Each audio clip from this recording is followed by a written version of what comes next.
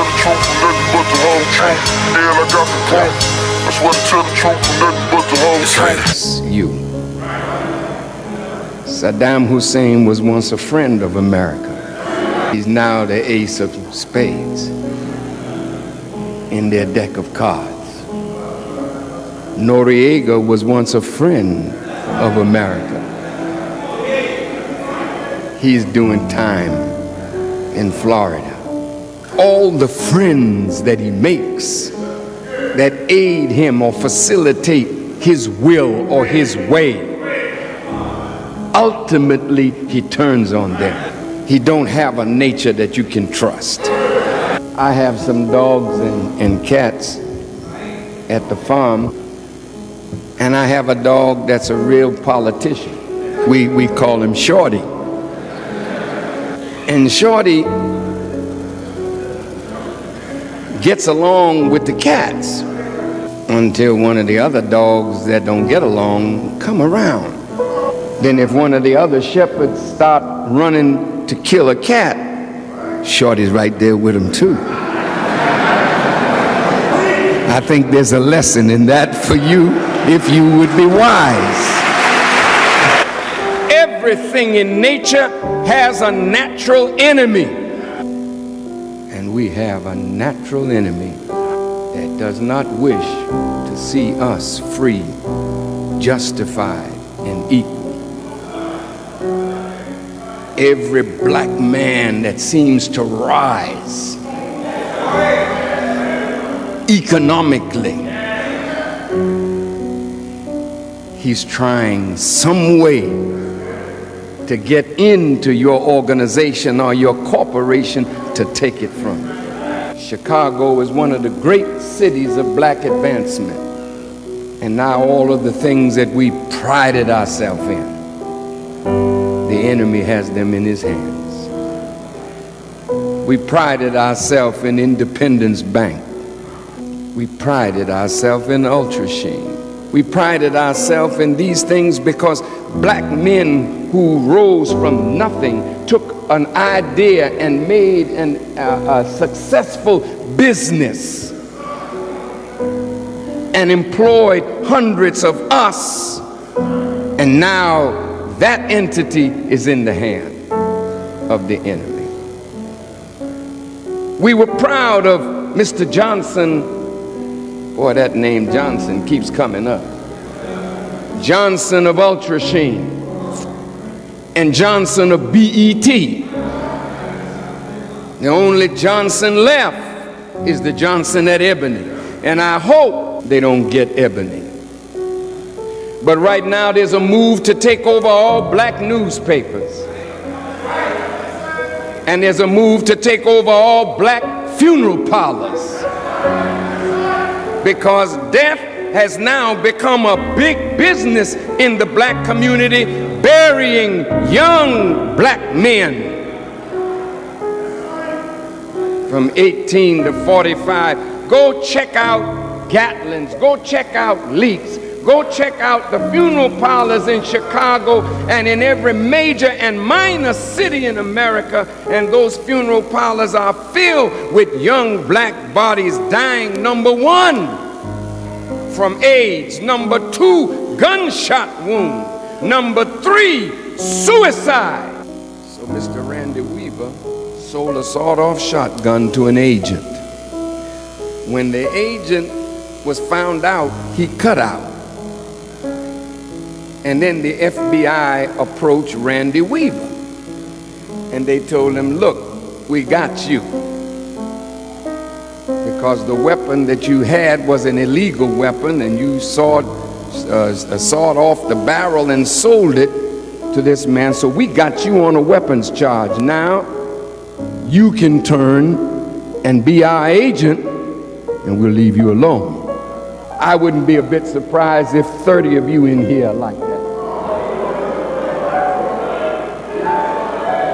I wouldn't be a bit surprised if some of my ministers, some of my security guards, are paid for by the same damn enemy. But they smile when they don't mean it. They praise you, but they don't mean it.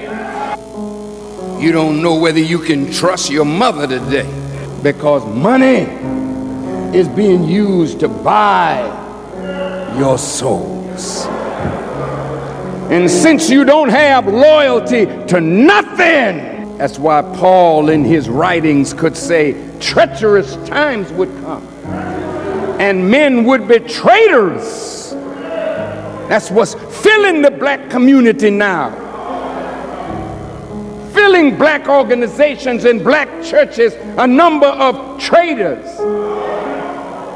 You think you're studying Islam together, and one of those studying with you is an agent. Big Brother definitely is watching everybody today. The church is not safe. The mosque is not safe from that kind of character. No organization is safe. So I know I'm talking to some agents.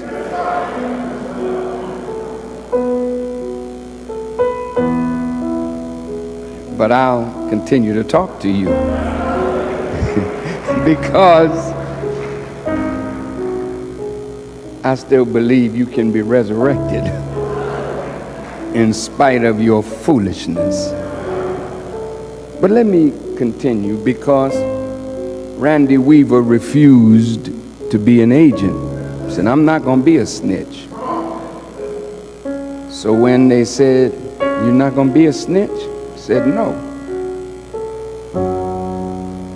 Then a warrant was issued for his arrest. But he and his family had weapons, and they weren't coming down from the mountain.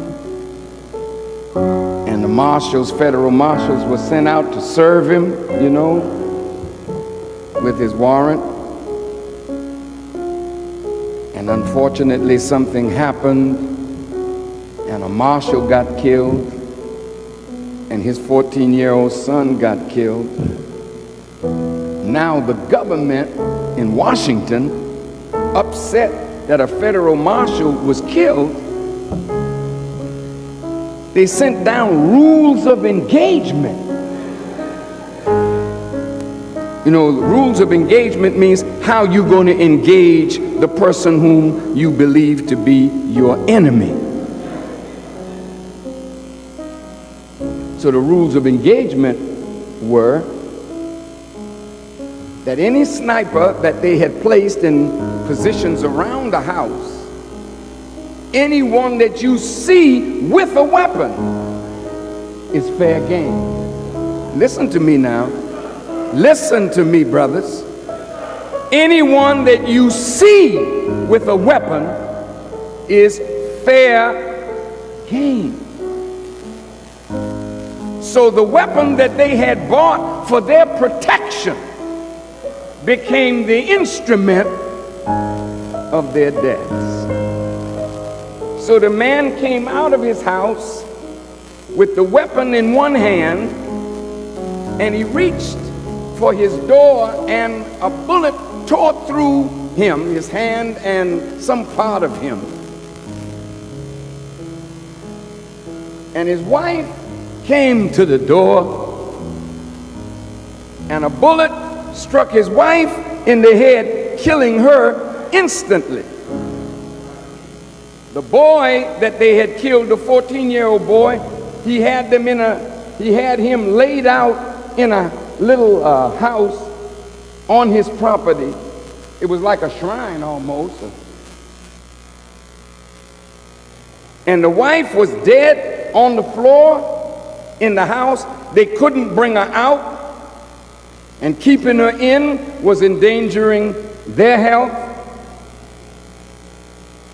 But then they moved in tank, and they moved in earth removing equipment, because now they're going to go up that hill and push the man's house down into the valley.